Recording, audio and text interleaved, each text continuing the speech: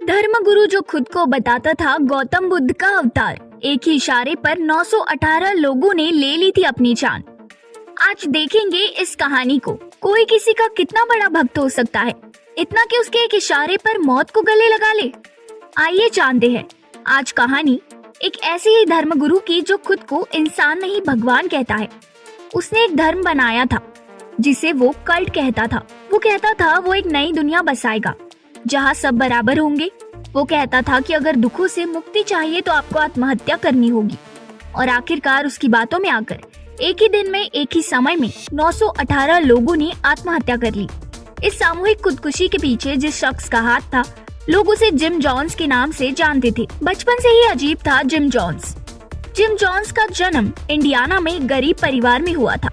वो बेहद बुद्धिमान लेकिन अजीब प्रताप वाला लड़का था। वो धर्म में घनघोर आस्था रखता था। हालांकि उसकी मान्यताएं पेंटेकोस्टलिज्म जैसी करिश्माई ईसाई परंपराओं में थी।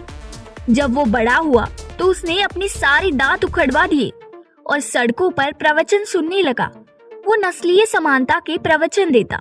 उसकी पेंटेकोस्टलिज्म नए युग की आध्यात्मिकता और कट्टरपंथी सामाजिक न्याय की दलीलों को सुनकर लोग आकर्षित होने लगे। पीपल्स टेम्पल की स्थापना। जॉन्स ने अपने फलते फूलते चर्च को पीपल्स टेम्पल नाम दिया। पीपल्स टेम्पल ने समाजवाद और समुदायवाद वकालत की। जब जोन्स 30 साल का हुआ तो वो अपने पीपल्स टेम्पल को कैलिफोर्निया लेकर चला आया।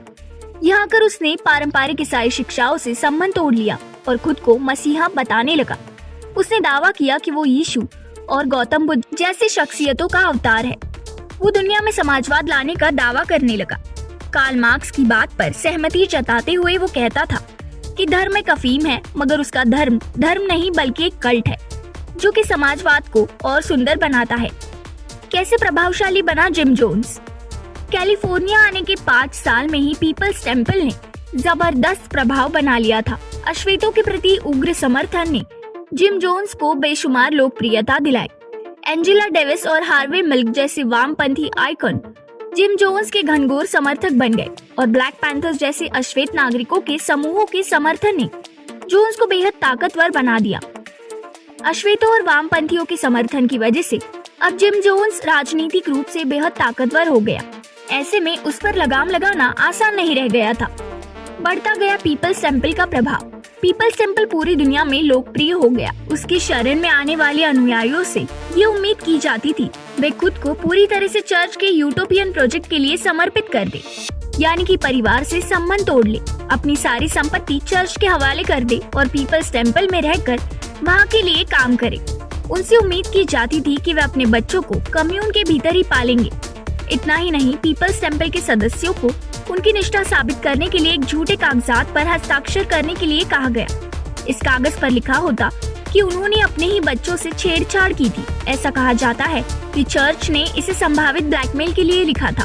गुयाना के जंगलों में बसाया जॉर्जटाउन। ये दौर वो था जब सोवियत संघ और अमेरिका के बीच शीत युद्ध चरम पर था। किसी को अंदाजा नहीं था कि कब कौन देश पहले हमला कर दे और सब कुछ तबाह हो जाए। ईश्वर होने का दावा करने वाले जोन्स को खुद इसका सबसे अधिक डर था। ऐसे में वो पीपल्स टेम्पल को गुयाना लेकर चला गया। यह एक जंगल में उसने विशाल क्षेत्र में अपना पीपल्स टेम्पल स्थापित किया। इसका नाम उसने जॉर्जटाउन रखा। अब वो निश्चिंत था कि परमाणु युद्ध में भी उसका साम्राज्य बचा रह सकता है, क्योंकि ये वो जगह थी जिसका दुनिया के दूसरे लोगों से कोई संपर्क नहीं था। जॉर्जटाउन में भक्तों का शोषण। जॉर्जटाउन में भक्तों की असली परीक्षा शुरू हुई। जिम जोन्स तो सनकी था ही, उसके अधिकारी भी उतने ही सनकी थे। वहाँ भक्तों का शोषण शुरू हो गया। उनसे दिन के 10 से 11 घंटे आश्रम का काम करवाना शुरू किया। आश्रम से किसी को भी बाहर जाने पर प्रतिबंध लगा दिया।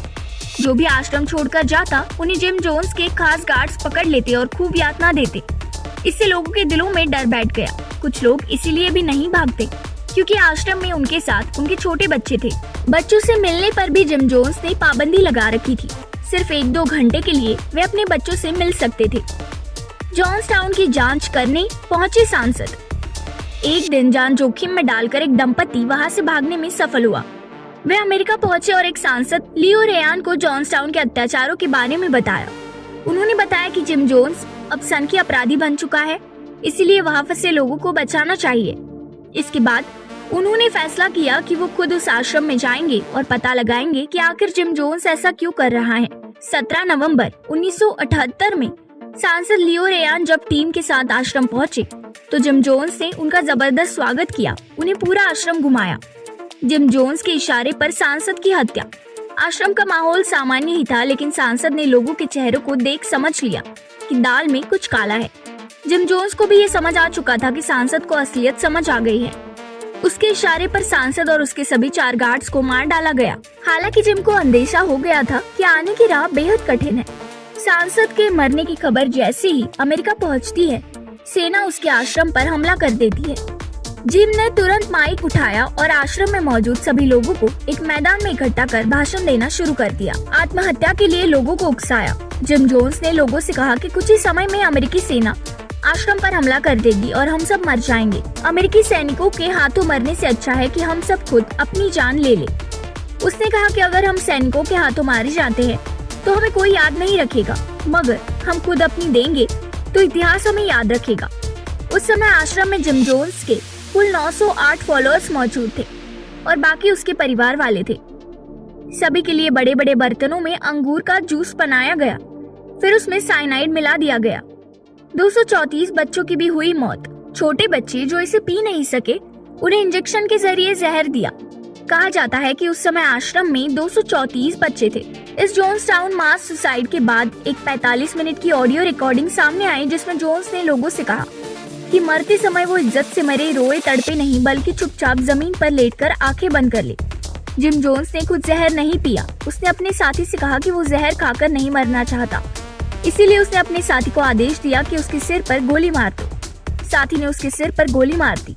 इस तरह 18 नवंबर 1978 के दिन कुल 918 लोगों ने अपनी जान दे दी।